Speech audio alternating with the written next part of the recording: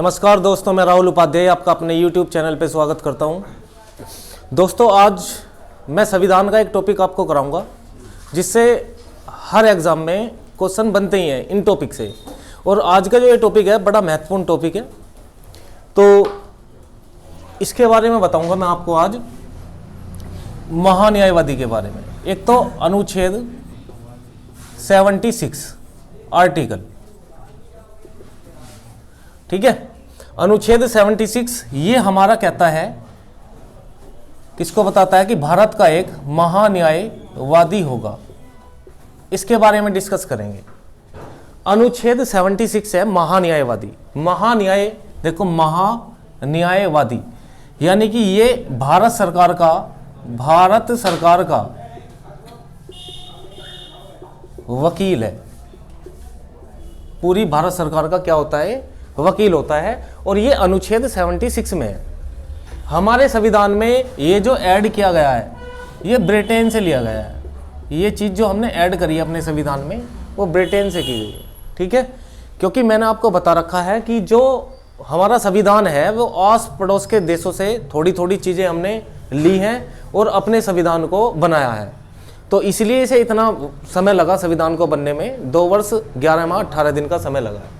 तो उसमें से एक पद ऐसा होता है जिसका पद का नाम है महान्यायवादी। ये आर्टिकल 76 है। इसमें हमने जो है ये जो महान्यायवादी है इसे भारत सरकार का वकील कहते हैं। जैसे जो व्यक्ति हैं, बड़े बड़े व्यक्ति हैं, अपने साथ में एक वकील रखते हैं, ठीक है। वकील क्या करता है? कानूनी मामलों में उनको क्या देता है भाई? सलाह देता है, ठीक है। सलाह कैसे? जैसे सपोज करो कोई पुलिस लेगी पकड़ के, तो तुमने देखा होगा मूवी वगैरह में भी कि पीछे पीछे उनके वकील आते हैं और उनके ये रिजी जमानत के कागज छोड़ दो, तो तुरंत छुड़वा लेते हैं। इसी तरीके से सबसे बड़ा पद भारत में भारत के राष्ट्रपति का होता है, जो आर्टिकल 52 है। ये मैंने करवा रखा है, ये वीडियो में भी है, ठीक है।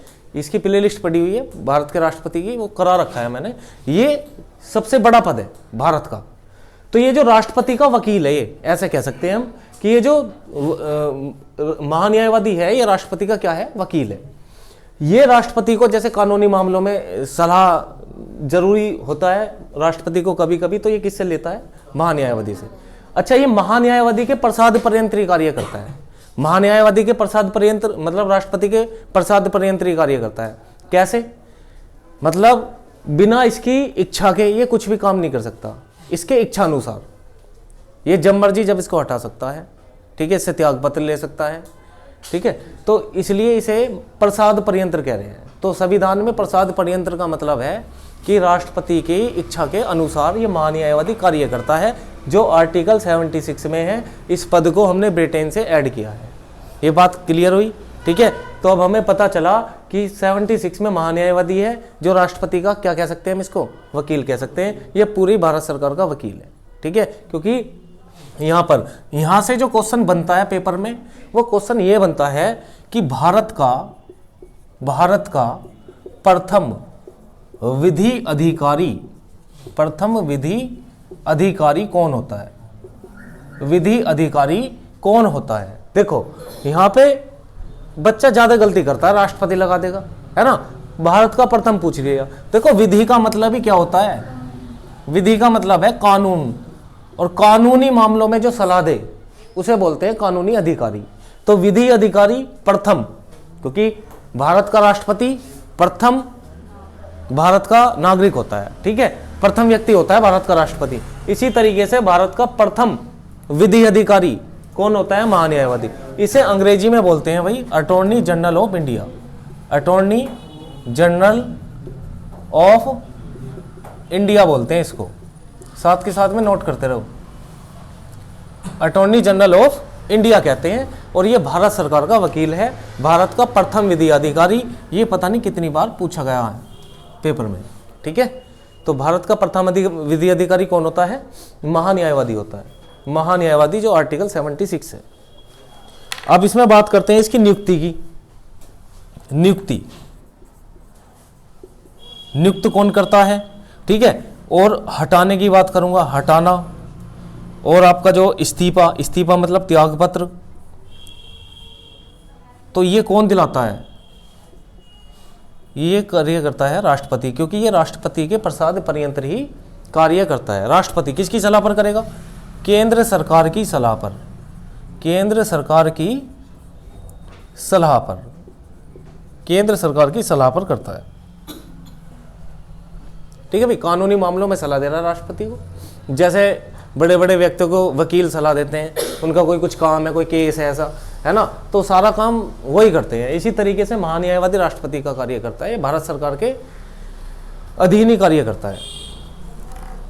समझ में आ गई बात? अब देखो बात करते हैं इसके पुनर्निर्वाचन की। किसकी बात करते हैं भाई? पुनर्निर्वाचन की। क्या इसका पुनर्निर्वाचन हो सकता है?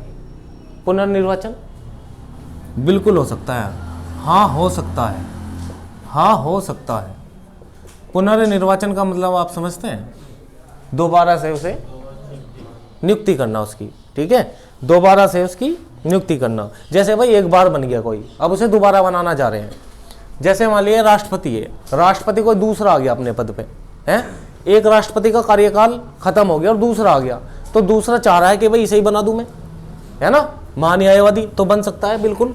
ये हमारे संविधान में लिखा हुआ है कि इसका पुनर्निर्वाचन, दोबारा से नियुक्ति हो सकती है क्या इसकी? हाँ बिल्कुल हो सकती है। ठीक है, इस बात को ध्यान रखेंगे। अगर मैं इसके कार्यकाल की बात करूं, देखो ये ध्यान से सुनना, कार्यकाल क्या होता है। कार्यकाल इसका नॉट फिक्स है। मतलब क्या है कि जब तक राष्ट्रपति चाहेगा तब तक है। वैसे कुछ किताबों में 6 वर्ष 5 वर्ष ऐसे भी लिखा हुआ है, लेकिन इसका जो कार्यकाल है वो नॉट फिक्स है, फिक्स नहीं होता जब तक राष्ट्रपति चाहेगा, क्योंकि ये राष्ट्रपति के प्रसाद पर यंत्री कार्य कर रहा है। अब राष्ट्रपति की इच्छा से कर रहा है। राष्ट्रपति मान लिया को दूसरा आ गया और दूसरा ये सोचने लगा कि मैं इसे नहीं बनाना चाह रहा, मैं दूसरे को बनाऊंगा, बना लो भाई। ठीक है, तो इसे हटा कर दूसरे को बना सकता है। अच्छा, इसकी भी मर्जी हो सकती है, मान लिया ये इस्तीफा देना चाह रहा हो तो ये इस्तीफा दे देगा। किसको देगा? राष्ट्रपति को। देखो मैंने तीनों चीजें एक साथ ही लिख दी है ताकि आपको नियुक्ति भी, हटाना और इस्तीफे में क्या अंतर है। हटाने का मतलब है राष्ट्रपति हटाएगा, इस्तीफा, हाँ, तो ये है। समझ में आई ना बात? तो ये थोड़ी सी बात आपको ध्यान रखनी है। इसके पास देखो, ये नोट कर लिया आपने,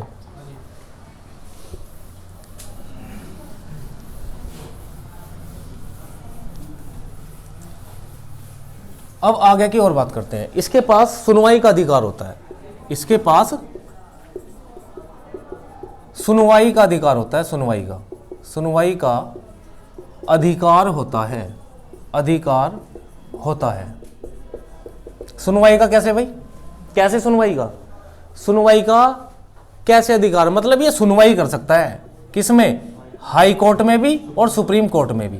इतनी पावर है इसके पास में भाई, पूरे भारत सरकार का वकील है, तो इतनी पावर है कि हाई कोर्ट और सुप्रीम कोर्ट दोनों में सुनवाई कर सकता है किसी भी केस के लिए। ठीक है, तो इस बात को ध्यान रखेंगे। तो ये सुनवाई का अधिकार है से पूरा भाई। किसी सदन में बैठ सकता है, किसी भी सदन में बैठ सकता है। सदन का मतलब समझ रहे हैं आप? सदन का मतलब जो संसद के 2 सदन होते हैं, कौन कौन से होते हैं? एक तो लोकसभा और दूसरी राज्यसभा। ठीक है, ये सदन है और इस सदन में कोई सी में भी वो बैठ सकता है, पर इनका सदस्य नहीं होता। बैठ सकता है, इनमें भाग तो ले सकता है, लेकिन इनका सदस्य नहीं है। वो संसद की बनाई हुई कोई भी समिति है या कमेटी है, संसद की बनाई हुई कमेटी में भाग ले सकता है। ठीक है, संसद की जैसे कमेटी कौन सी है? प्राक्कलन कमेटी होगी, प्राक्कलन समिति आपने नाम सुना होगा, लोक लेखा समिति होगी, है ना, और भी कई सारी समिति हैं जो छोटी छोटी 1-1 वर्ष के लिए बनाई जाती हैं। उनकी प्रक्रियाओं में भाग ले सकता है, इतना अधिकार है इसके पास में। लेकिन क्या अधिकार नहीं है? लेकिन इसे वोट डालने का अधिकार नहीं होता। वोट डालने का अधिकार नहीं होता है इसके पास में। किसका अधिकार नहीं है? वोट डालने का अधिकार नहीं है भाई। ठीक है, बाकी सारी चीजें हैं। ये किसी भी सदन में भाग ले सकता है, किसी भी सदन में भाग ले सकता है और किसी भी संसद की प्रक्रिया में भाग ले सकता है, लेकिन इसे वोट डालने का अधिकार नहीं है। ठीक है, बहुत ही इंपॉर्टेंट चीज़ है। ठीक है, ये छोटे छोटे पॉइंट से ही क्वेश्चन बन जाता है कि बताओ किसे वोट डालने का अधिकार नहीं होता, किसको नहीं होता, महान्यायवादी को। ठीक है, संसद की प्रक्रियाओं, संसद का सदस्य न होते हुए भी उसके प्रक्रिया में भाग ले सकता है कौन ऐसा व्यक्ति है, महान्यायवादी। ठीक है, तो ये छोटे छोटे पॉइंट है, खाली ऐसा ही नहीं कि बस एक ही पॉइंट आ जाएगा कि विधि अधिकारी कौन होता है, ये भी तो समझना जरूरी है कि इसका और कार्य और पावर क्या क्या हो सकती है। तो ये वकील तो है ही, हाई कोर्ट, सुप्रीम कोर्ट सब में सलाह भी दे सकता है, सुनवाई भी कर सकता है और किसी भी सदन को संबोधित कर सकता है, लेकिन इसे वोट डालने का उनमें अधिकार नहीं है। ठीक है, अब इसकी बात करते हैं योग्यता की, मतलब बनेगा कौन महान्यायवादी। अब लिखेंगे महान्यायवादी की योग्यताएं। महान्यायवादी बनने के लिए योग्यताएं, योग्यता क्या होनी चाहिए। ठीक है, योग्यता क्या होनी चाहिए। तो पहली योग्यता सुनो ध्यान से, ये तो सबके साथ में होनी चाहिए, कुछ भी चीज बनेगा कोई व्यक्ति तो क्या होना चाहिए। देखो कॉमन सी चीज क्या है, भारत का नागरिक हो, भारत का क्या हो, नागरिक हो, सबसे कॉमन सी चीज तो यही है। फिर दूसरे नंबर पे वह पागल व दिवालिया ना हो, पागल व दिवालिया ना हो। भाई तुम एक बात बताओ, कोई पागल होगा उसे बनाओगे महान्यायवादी, वो तो पूरे देश का नाश कर देगा है? तो वो पागल ना होना चाहिए। पागल का मतलब यही है कि पागल दिमाग उसका ठीक ठाक काम करना चाहिए और दिवालिया ना हो, इंसॉल्वेंट ना हुआ हो, मतलब जैसे कुटकी हो जाती है भाई, मान लिया लोन ले लिया बैंक से, तो बैंक वाले तुमने देखा नहीं सील लगा देते हैं मकान पे, पूरे पे सील कर दिया, तो वो ये एक तरीके से दिवाला घोषित होना उसका, है ना। हाँ, तो वह पागल वह दिवालिया ना होना चाहिए। चलो ये तो कॉमन सी चीज है, ये तो होगी नहीं, अगर जिसमें होगी तो इसे तो बनाएगा कौन फिर, क्या। अच्छा ठीक है, लो ना हो अभी बन जाता है ये है। नंबर 3, वह सुप्रीम कोर्ट के जज बनने की योग्यता रखता हो, वह सुप्रीम कोर्ट का जज बनने की योग्यता रखता हो। देखो कितनी बड़ी चीज यहां पर बताई है, ऐसा तो नहीं तो आम व्यक्ति ने कहेगा महान्यायवादी मुझे बनाओ, है भाई। सुप्रीम कोर्ट का हो या चाहे हाई कोर्ट का हो, ऐसा भी कोई जरूरी नहीं है, लेकिन जज बनने की योग्यता रखता हो। ठीक है ना भाई, जज, जज मतलब न्यायाधीश, न्यायाधीश बनने की योग्यता होनी चाहिए उसके पास में। ऐसा नहीं है कि मान लो किसी को भी जज बना दिया। सबसे और एक पॉइंट और, वह जो बनाने जा रहा है वह राष्ट्रपति की नजर में कानून का अच्छा ज्ञाता हो। भाई ऐसे भी नहीं है, मान लिया वो जज है लेकिन राष्ट्रपति की नजर में वो कुछ भी नहीं है, तो राष्ट्रपति थोड़ी नहीं बना देगा। भाई राष्ट्रपति के प्रसाद पर्यंत ही तो कार्य कर रहा है। अब राष्ट्रपति चाह रहा है कि भाई मैं महान्यायवादी बनाऊंगा, और कोई व्यक्ति है उसके पास में जज बनने की भी, ऐसे तो बहुत सारे व्यक्ति हो सकते हैं, लेकिन राष्ट्रपति की नजर में भी तो अच्छा कानून का ज्ञाता होना चाहिए, तभी तो बनाएगा राष्ट्रपति भी।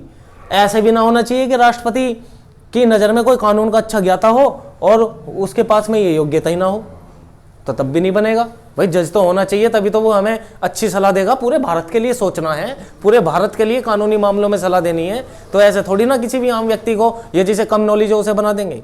पूरे भारत का बनाया जा रहा है यहाँ पर, ठीक है ना। तो पूरे भारत का इस बात को ध्यान रख लेंगे, बनाया जाता है। अच्छा, अगर अब इसमें मैं बात करूं कि इसमें जो है महान्यायवादी की एज कितनी होनी चाहिए, है ना। महान्यायवादी बनने के लिए न्यायवादी की एज कितनी होनी चाहिए, तो भाई एज भी नॉट फिक्स है वैसे, ठीक है। हालांकि कुछ किताबों में यहाँ 65 और 70 दे रखी है, 65 वर्ष या 70 वर्ष से अधिक नहीं होना चाहिए, लेकिन इन्होंने दे रखा है नॉट फिक्स। हालांकि इतने पर रिटायर ही कर देते हैं व्यक्ति को, है ना।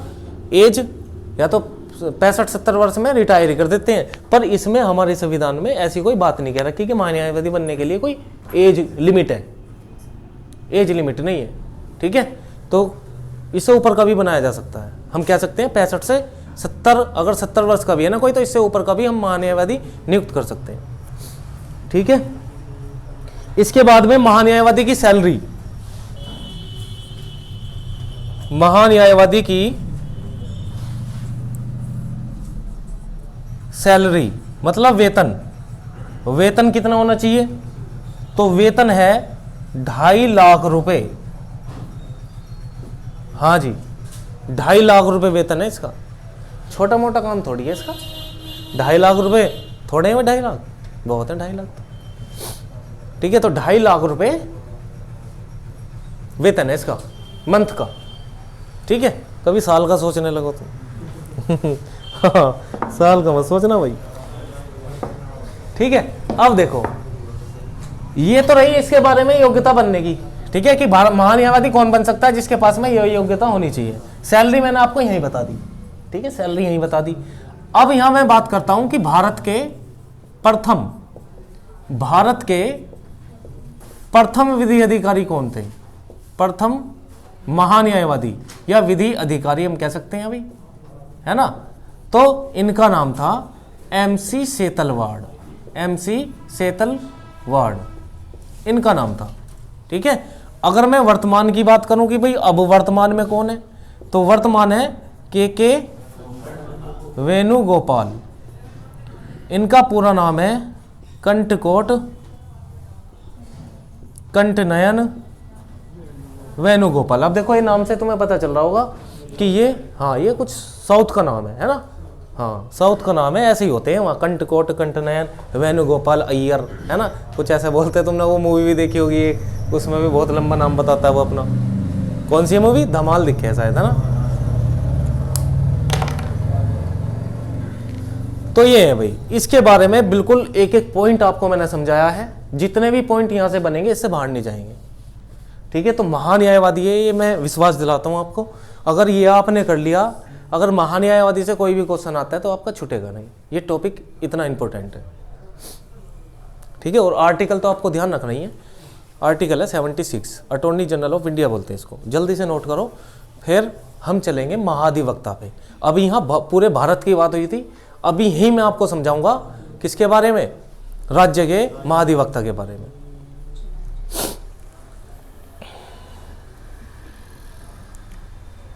क्योंकि दोनों हम एक साथ कंपेयर करके पढ़ेंगे तो भूलने के नहीं है, बस इतनी बात है।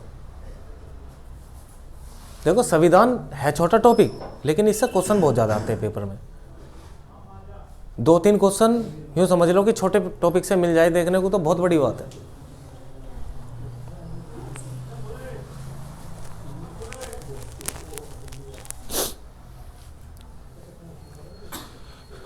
कर लिया नोट?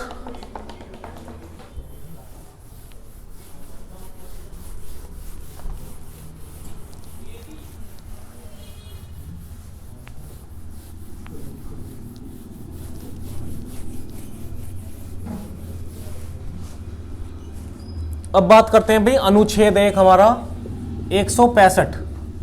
अनुच्छेद 165 क्या कहते हैं इसको? आर्टिकल बोल दो या अनुच्छेद 165। ये इसमें क्या है? इसमें है महाधिवक्ता। महाधिवक्ता, महाधिवक्ता पता क्या होता है? महाधिवक्ता को मतलब वकील को ही बोलते हैं हिंदी में महाधिवक्ता। वकील बोल दो, एडवोकेट बोल दो, महाधिवक्ता बोल दो, बात एक ही है। ये अनुच्छेद 165 में। अभी तुम्हें मैंने महान्यायवादी बताया। महान्यायवादी का काम क्या होता है? महान्यायवादी क्या है? महान्यायवादी पूरे भारत सरकार का क्या है? वकील है। यहां पर ये महाधिवक्ता जो है ना, ये प्रत्येक राज्य का होता है।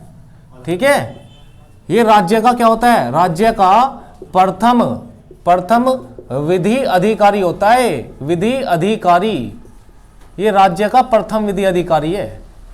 राज्य का प्रथम विधि अधिकारी होता है राज्य का। और राज्य कितने हैं भाई? राज्य 28 है। और 28 में अलग अलग होगा? हाँ जी बिल्कुल होगा। प्रत्येक राज्य का अपना एक होता है। ठीक है, लेकिन भारत सरकार का एक ही है। वो कौन है? महान्यायवादी है। जो के वेणुगोपाल है वो पूरे भारत सरकार का है। यहाँ पर राज्य का होगा, यूपी का अलग है, एमपी का अलग है ना। जितने भी कोई भी राज्य ले लो, सबके अपने अलग अलग विधि अधिकारी हैं। अब इनका क्या काम होता है? इनका क्या काम होता है भाई? कार्य क्या है इनका? कार्य है राज्य को कानूनी मामलों में सलाह देना। ये इसका काम है, राज्य को कानूनी मामलों में क्या देना? सलाह देना। अब तुम सोच रहे होगे यहां किसको देगा ये सलाह? भाई तुम एक बात बताओ, पूरे भारत का जो पूरे भारत की कमान है वो किसके पास में है? सबसे बड़ा पद है वो कौन सा है? राष्ट्रपति का। तो पूरे भारत में तो किसका पद होता है भाई? राष्ट्रपति का। अगर मैं यही राज्य में, राज्य की पावर किसके हाथ में होती है? भाई मुख्यमंत्री की नहीं होती। दो तरह के प्रधान होते हैं, एक तो औपचारिक रूप से प्रधान होता है, एक होता है वास्तविक प्रधान। तुमने देखा होगा मीडिया में कौन छाए रहते हैं? जो मुख्यमंत्री है, राज्य के मुख्यमंत्रियों को दिखाता है ना। तो यहां पर वास्तविक प्रधान है, कार्य कर रहे हैं, लेकिन बिना अनुमति के। लास्ट में जो सिग्नेचर होते हैं ना, वो राज्यपाल के होते हैं राज्य में, तब जाके कोई चीज पास होती है। ऐसे ही पूरे भारत में अगर कोई चीज होगी, तुमने देखा होगा भाई मोदी जी ने ये करा, मोदी जी ने ये करा, है ना। प्रधानमंत्री की तो चर्चे होते हैं, लेकिन बाद में जो सिग्नेचर होते हैं, जो अनुमति दी जाती है, वो राष्ट्रपति की, क्योंकि औपचारिक रूप से प्रधान है ये, वे वास्तविक प्रधान है। ठीक है ना, वे वास्तविक प्रधान है। वास्तविक मतलब उन्हें, वे जनता के द्वारा निर्वाचित है।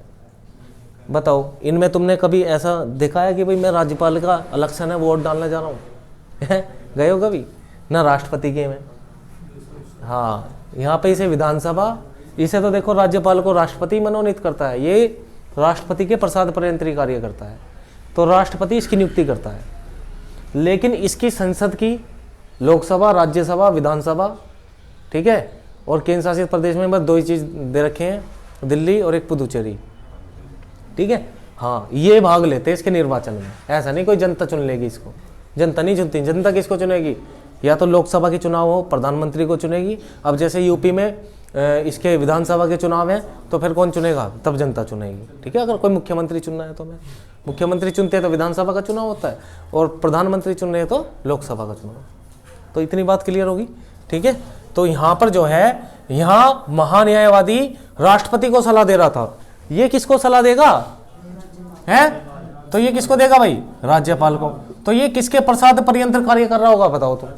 राज्यपाल के, है ना। ये राज्यपाल को, ये राज्यपाल का वकील कह सकते हैं हम इसे। राज्य का प्रथम विधि अधिकारी तो यही होता है, महाधिवक्ता। ठीक है, क्योंकि राज्य के लिए काम कर रहा है, और कानूनी मामलों में राज्यपाल को सलाह कौन देता है? ये महाधिवक्ता ही देता है। ठीक है, जो कानूनी मामले हैं उनमें सलाह ये महाधिवक्ता देता है। तो राज्य का प्रथम विधि अधिकारी है। अगर मैं इसकी बात करूं नियुक्ति की, नियुक्ति फिर से वही बात आ जाती है, हटाना, और एक क्या लिया था हमने? त्यागपत्र या इस्तीफा। ये कार्य कौन कर सकता है? वहां पे कौन कर रहा था? राष्ट्रपति। लेकिन राज्य में कौन करेगा? राज्यपाल। किसकी सलाह पर? राज्य सरकार की सलाह पर। वहां पे वो केंद्र सरकार की सलाह थी, यहाँ राज्य सरकार की सलाह ली जाएगी।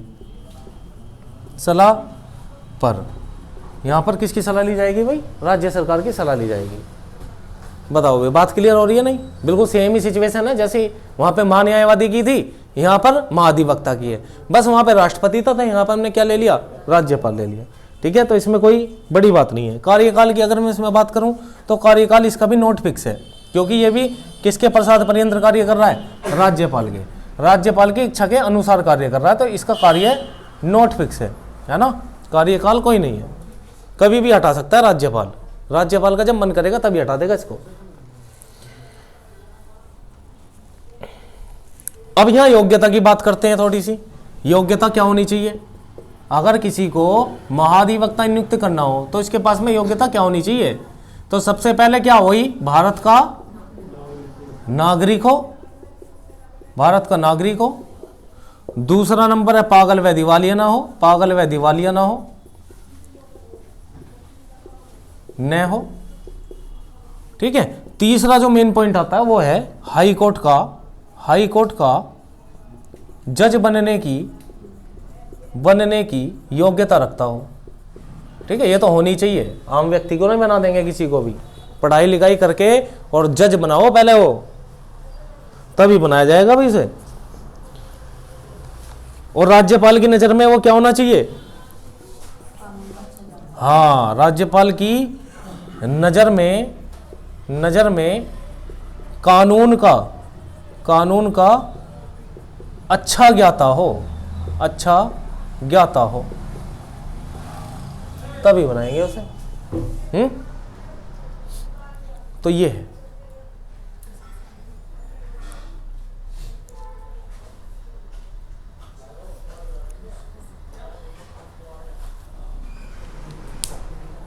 बहुत ज़्यादा इम्पोर्टेंट थी, दोनों मैंने कंपेयर करके आपको पढ़ाई।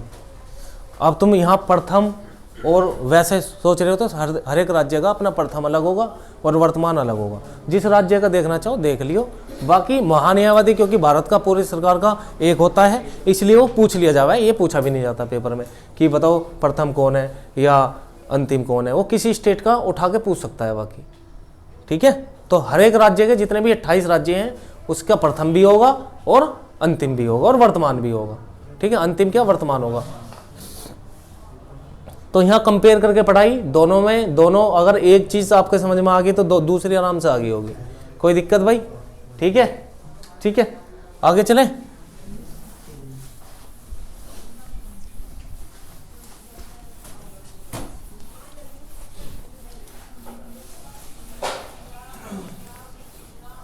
अब एक इंपॉर्टेंट टॉपिक, मतलब एक इंपॉर्टेंट आर्टिकल एक और डिस्कस करता हूं आपके सामने।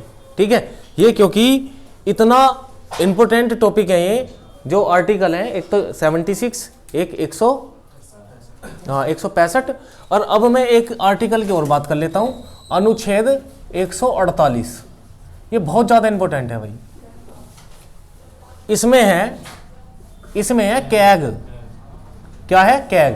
इसको बोलते हैं कंट्रोलर नहीं है, कंट्रोलर ऑफ ऑडिटर जनरल। इसको हिंदी में कहते हैं महानियंत्रक एवं लेखा परीक्षक। महानियंत्रक एवं लेखा परीक्षक हिंदी में बोलते हैं इसको। अच्छा, इसके जो आर्टिकल हैं भाई सुनो, आर्टिकल इसके 148 से लेकर 151 तक कौन है? ये महान्यायवादी के बारे में, इसके महानियंत्रक लेखा परीक्षक के बारे में दे रखा है। अब इसे समझ लो ये होता क्या है।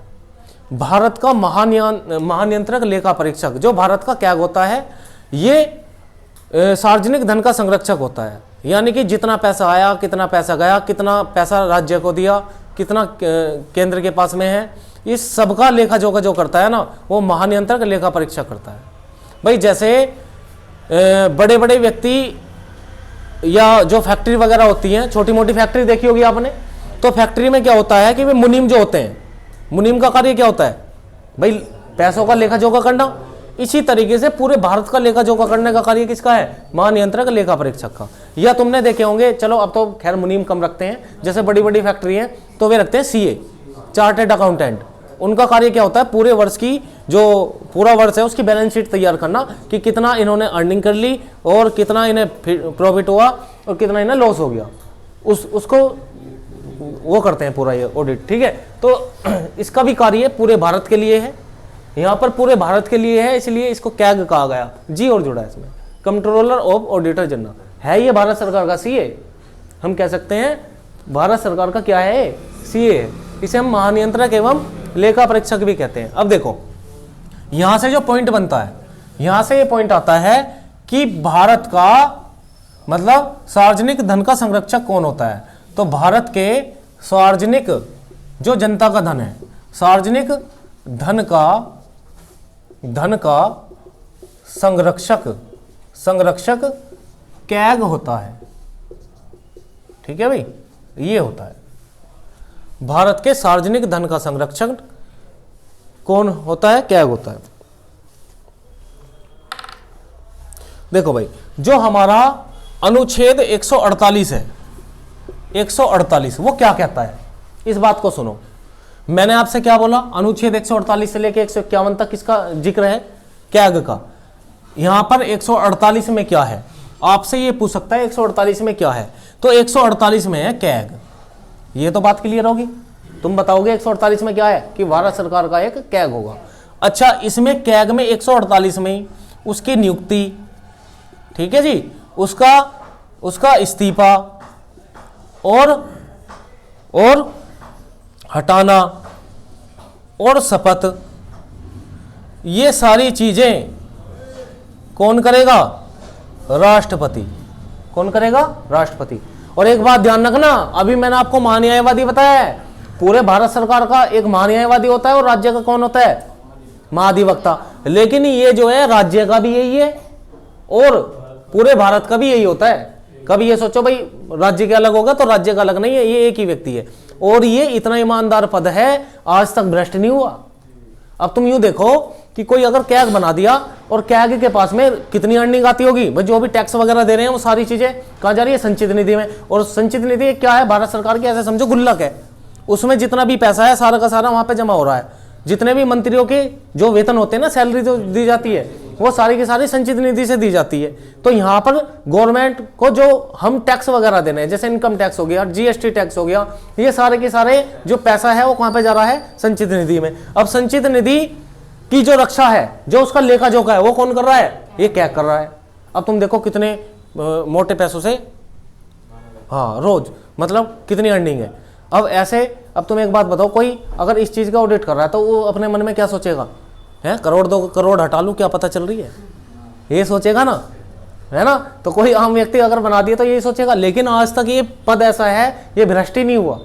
कारण क्या है, कारण ऐसा नहीं है कि मतलब इसकी कोई जांच नहीं कर रहे, इसकी जांच के लिए एक ऊपर समिति बैठा रखी है जिसका नाम है लोक लेखा समिति।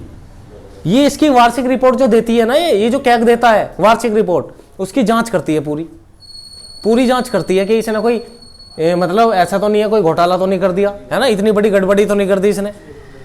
हाँ अगर गड़बड़ी कर दी तो भाई कितने मोटे मोटे रुपए ये हासिल कर लेगा महानियंत्रक लेखा परीक्षक बन के। तो अब तुम जैसे सोचोगे तो मामला खराब ही कर दोगे मेरे हिसाब से, ठीक है। तो नियुक्ति, इस्तीफा, हटाना और शपथ, ये कौन, किसको, राष्ट्रपति को। अच्छा एक बात और ध्यान रखनी है, ये राष्ट्रपति के प्रसाद पर्यंत्री कार्य करता है, जनता थोड़ी चुन रही है इसको, इसे भी कौन चुन रहा है, राष्ट्रपति। राष्ट्रपति के प्रसाद पर्यंत्री ये कार्य कर रहा है, तो बहुत बड़ी बात है। तो ये आर्टिकल 148 में दे रखा है, किस में दे रखा है, हाँ 148 में। इस बात को ध्यान रखेंगे, इस बात को अब ध्यान रखेंगे। अच्छा, और इसके बाद में अगर मैं बात करूं अनुच्छेद 149 की, यहीं पे मैं आर्टिकल के साथ ही बता रहा हूं, ये नोट कर लिया आपने।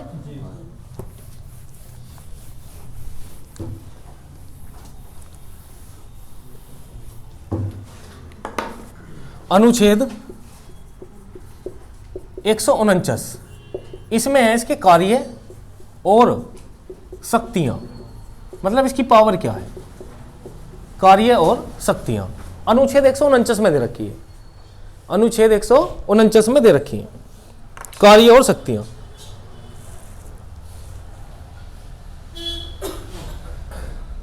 कार्य तो वही है भाई, कार्य क्या है इसका बताओ भाई, हाँ लेखा जोखा करना, लेखा जोखा करना, कितना पैसा आया, कितना गया, कितना किसी स्टेट को दे दिया, कितना केंद्र सरकार को दे दिया। भाई ऐसे भी तो हैं, ये पूरे भारत सरकार का है और ये राज्य का भी यही होता है। मान लिया किसी स्टेट को धन की जरूरत पड़ने लगी कि हाँ मैं इतने करोड़ रुपए चाहिए, तो वे किससे मांगेगी, केंद्र सरकार से, भाई सरकार से मांगे जाएंगे पैसे। अब ये किससे कहेगा, राष्ट्रपति से, राष्ट्रपति ऑर्डर देगा इसको, ठीक है इतने इस राज्य को देने, ठीक है इतने इस राज्य को दे दो, ठीक है, तो ये तब देगा उस राज्य को पैसे। तो उस राज्य को पैसे देगा, जब उस राज्य को ये पैसे देगा तो किससे पूछेगा, राष्ट्रपति से, क्योंकि ये तो राष्ट्रपति के प्रसाद पर्यंत्री कार्य कर रहा है, तो उस चीज का जो लेखा जोखा करेगा। अब इतने राज्य हैं, पता नहीं किसे किसे पैसे दे रहे हैं, ठीक है, तो उसका लेखा जोखा करना इसका कार्य है। इसकी शक्ति भी है कुछ, है ना, कि भाई क्या क्या इसकी पावर हो सकती है। तो पावर है, बहुत बड़ी पावर है अपने आप में, ईमानदार पद है, भारत का प्रथम सार्वजनिक धन का, जो जनता का धन है, संरक्षक है ना, उसकी रक्षा कर रहा है, मतलब संचित निधि का संरक्षक है ये। तो यहाँ पर इसके अनुच्छेद 149 में क्या हो जाती है, इसके कार्य और शक्ति आ जाती है। अगर मैं 150 की बात करूं, अनुच्छेद 150, तो लेखा जोखा का प्रारूप तैयार करना, इसमें यह है अनुच्छेद 150 में क्या है, लेखा जोखा का प्रारूप तैयार करना। मतलब देखो ऐसा है भाई, 149 में मैंने आपको क्या बताया, कार्य है, इसका कार्य क्या क्या होंगे, क्या क्या इसकी शक्ति होगी, ठीक है। कार्य बता दिए भाई, राज्य को क्यों धन की जरूरत पड़ी ये देगा, कार्य और इसका क्या है, जनता के धन को ये सुरक्षित करके रखेगा, ठीक है, ये तो हो गया कार्य इसके। अब यहाँ पर 150 में लेखा जोखा, जो जनता का धन है, कितना किस स्टेट को दिया, उसका क्या करना, उसका लेखा जोखा करना। तो लेखा जोखा यहाँ है, नहीं रिपोर्ट नहीं कह सकते हम, रिपोर्ट आएगी अगले आर्टिकल में। यहाँ पर देखो कार्य और शक्तियां हैं, बस इतने इसके वर्ड याद रखने हैं तुम्हें, ऐसे नहीं कि ऐसे तो तुम मिक्स कर लोगे। अनुच्छेद 149 में क्या है, कार्य और शक्ति, इसके कार्य क्या होंगे और शक्ति क्या होगी। कार्य ये है कि जनता के धन को ये सुरक्षित रखता है, बस सिंपल सी बात है। और ये क्या करता है, लेखा जोखा करता है पूरे भारत सरकार का, बस सिंपल। अनुच्छेद 150 में लेखा जोखा का प्रारूप तैयार करना, कि मतलब किस तरीके से कितना धन राज्य को दिया, कितना केंद्र को दिया, उसका लिखित रूप में जो प्रारूप है, प्रारूप मतलब ब्यौरा, जो उसका स्ट्रक्चर है, किस किस तरीके से तैयार किया। एक अनुच्छेद 151, अनुच्छेद 151 ये कहता है वार्षिक रिपोर्ट, इसमें वार्षिक रिपोर्ट किसको देगा, राष्ट्रपति को देगा। ये वार्षिक रिपोर्ट किसको देगा भाई, राष्ट्रपति को देगा। वार्षिक रिपोर्ट देता है, वार्षिक रिपोर्ट राष्ट्रपति को देगा, मतलब एक साल में जो कह सकते हैं जैसे चार्टर्ड अकाउंटेंट बैलेंस शीट देता है ना, इसी तरीके से ये बना के देगा। तो वार्षिक रिपोर्ट राष्ट्रपति को देगा कि जी इतना खर्च हो गया और इतना जो है, इतना पैसा इस जगह से आया है। ये सारी चीजें महानियंत्रक लेखा परीक्षक देता है। ठीक है, तो ये आर्टिकल आपको समझ में आए होंगे, 149, 150 और 151। अच्छा, ये जो रिपोर्ट है, वार्षिक रिपोर्ट, ये कैसे कैसे देता है भाई। देखो, राज्य में कौन होता है, सुन लो ध्यान से, राज्य में कौन होता है, राज्यपाल। और पूरे भारत की अगर मैं बात करूं, कौन है, राष्ट्रपति, राष्ट्रपति। अब तुम एक बात बताओ कि दोनों में जो कार्य कर रहा है वो तो क्या है भाई, राज्य का तो अलग होता ही नहीं है, ये तो भारत का भी है और राज्य का भी है। अगर ये राज्य की रिपोर्ट देगा तो किसको देगा, राज्यपाल को, पूरे एक साल के बाद। अगर ये पूरे भारत की रिपोर्ट देगा ये तो किसको देगा, राष्ट्रपति। तो ये बात समझ में आ गई है ना। तो ये बड़े ही इंपॉर्टेंट चीज है और इसमें थोड़ा सा आपको ध्यान रखना है। अगर मैं इसके कार्यकाल की बात करूं भाई, कार्यकाल, तो इसका कार्यकाल ध्यान रखना भाई, इसका कार्यकाल होता है, ये प्रसाद पर्यंत्री कार्य करता है राष्ट्रपति के, कभी भी हटा सकता है, लेकिन इसका कार्यकाल ऐसे फिक्स है कि या तो 6 साल या 65 वर्ष, जो भी पहले हो जाए, या तो 6 साल पूरी हो जाए या 65 वर्ष की आयु पूरी हो जाए। अगर सपोज करो कोई व्यक्ति है 64 साल का बना दिया, 1 साल बाद उसका कार्यकाल समाप्त हो गया, उसे हटा देंगे, है ना। ऐसा नहीं है कि वो 6 साल पूरे करेगा अपने, 6 साल तब पूरे करेगा जैसे कोई 50 साल का आदमी 56 साल में रिटायर कर देंगे। समझ में आई बात। हाँ, पुनर्निर्वाचन इसका भी हो सकता है, ऐसा नहीं है इसका पुनर्निर्वाचन नहीं हो सकता, पुनर्निर्वाचन इसका भी हो सकता है। समझ में आ रही है बात है। सैलरी वही 2.5 लाख रुपए, हाँ जी, इतनी सैलरी होती है। अब देखो यहां पर अगर मैं इसकी बात करें कि यह पद सबसे पहले, यह जो पद है ना, यह पद सबसे पहले मतलब भारत में कब लाया गया, सबसे पहले 1857 में, जब तक तो हमारा संविधान भी नहीं बना था, 1857 में, उस समय लाया गया लॉर्ड कैनिंग के समय में। 1857 में लॉर्ड कैनिंग, मतलब जब अंग्रेजों का राज था, कैनिंग के समय में लाया गया। ठीक है, कैनिंग ने कहा भाई एक ऐसा भी तो होना चाहिए जो चार्टर्ड अकाउंटेंट हो और हमारे इसको थम सके कि कितना पैसा आ रहा है, कितना जा रहा है।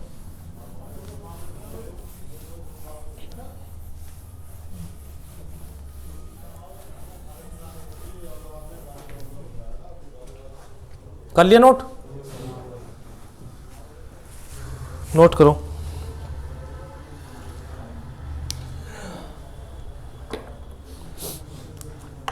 ये सरकार के, ये इसका देखो, इसका काम क्या है, ये सरकार के तमाम खर्चों की जांच करता है, तमाम खर्चों की जांच करता है और कितनी इनकम हुई उसकी भी जांच करता है। ये सरकार के तमाम खर्चे की निगरानी रखता है, मतलब हम कह सकते हैं। अच्छा, ये तो खर्चों की, कितना खर्चा हुआ, कितना हमने दे दिया, कितना पैसा आ गया, उसकी जांच कौन करेगा, कैग करेगा। लेकिन कैग की जांच कौन करेगा, कैग की जांच बताओ, ताकि ये कोई घोटाला ना करे, है ना, तो उसका नाम है लोक लेखा समिति। इससे एक सवाल और आता है भाई, समिति पढ़ाऊंगा जब बताऊंगा आपको मैं कि लोक लेखा समिति की जुड़वा बहन किसको कहते हैं, या प्राकलन समिति की जुड़वा बहन किसको कहते हैं। तो वो है प्राकलन समिति। क्या नाम है उसका, प्राकलन समिति, चलो मैं यहां नोट करके लिख देता हूं, लोक लेखा समिति को, क्योंकि ये कई बार आया हुआ सवाल है, समिति को प्राकलन समिति की जुड़वा बहन, मतलब एक जैसी है ये, क्योंकि ये भी खर्चों की निगरानी रखती है, जुड़वा बहन कहा जाता है, कहा जाता है। ठीक है, लोक लेखा समिति को प्राकलन समिति की जुड़वा बहन कहते हैं। तो समझ में आया भाई। अब इसमें अब जान लो भाई, जब पूरे भारत सरकार का ये एक ही है तो प्रथम कौन थे और वर्तमान कौन है, इस बात को ध्यान रख लो थोड़ा सा।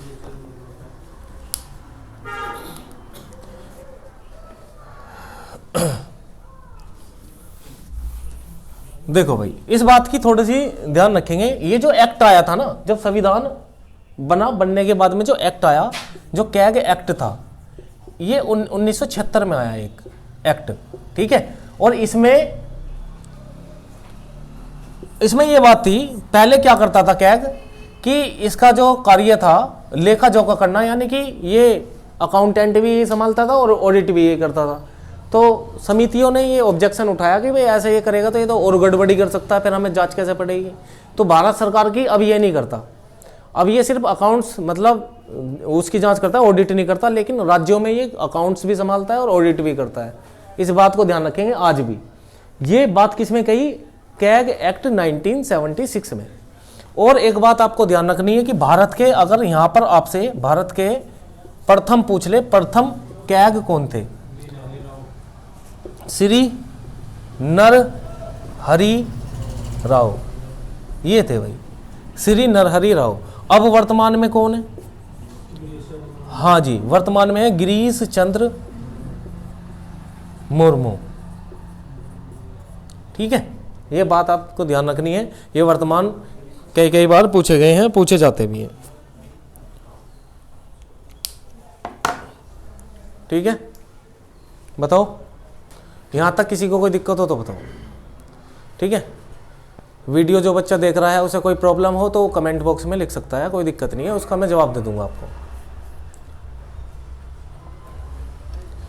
ठीक है, तो ये टॉपिक मैंने देखो आर्टिकल आपको 76, 165 जो 165 है महाधिवक्ता, और 148 से लेके 151 तक, ये 4-5 आर्टिकल हैं जिससे क्वेश्चन बनता ही बनता है कि अगर जिसमें संविधान पूछा जाता है। ठीक है, तो लगातार ये आते रहते हैं क्वेश्चन, तो इंपॉर्टेंट है हर एग्जाम के लिए, ऐसा नहीं है कि कोई एक ही एग्जाम के लिए इंपॉर्टेंट है। जो भी आपका एग्जाम हो, जिसमें भी जीके आती है और जिसमें संविधान का पोर्शन थोड़ा बहुत पूछा जाता है, तो उसमें पूछे जाते हैं ये सवाल लगातार। तो इस चीज की जानकारी आपको होनी चाहिए। ऐसा नहीं है आर्टिकल याद करने से तो संविधान आपने याद कर लिया, ये फैक्ट्स ही पूछे जाते हैं कि बताओ कैग की जांच कौन करता है, तो जब पता होगी लोक लेखा समिति करती है तभी तो बताओगे लोक लेखा समिति को किसकी जुड़वा बहन कहते हैं। अब दूसरी समिति का नाम पता होगा तो तभी बताओगे। तो टेंशन ना लो, ये किस दिन समिति भी करवा दूंगा, ऐसे ही है ना, कि कितनी कितनी हमारी समिति है और समितियों का कार्य क्या होता है, इनका कार्यकाल कितना होता है, इनके सदस्य कौन बनाए जाते हैं, सबके बारे में डिटेल से कराऊंगा, टेंशन लेने की कोई जरूरत नहीं है। ठीक है, तो ये आते हैं पेपर में लगातार। तो उम्मीद है ये वीडियो आपको अच्छी लगी होगी। अगर अच्छी लगी है तो प्लीज़ ज़्यादा से ज़्यादा लाइक करें, और जो हमारे चैनल पे नए हैं वो सब्सक्राइब कर लें, क्योंकि इस तरीके की वीडियो हम डालते रहते हैं। और कुछ संविधान की वीडियो और भी डली हुई हैं, तो वो आप हमारी प्लेलिस्ट में जाकर देख सकते हैं। धन्यवाद, जय हिंद।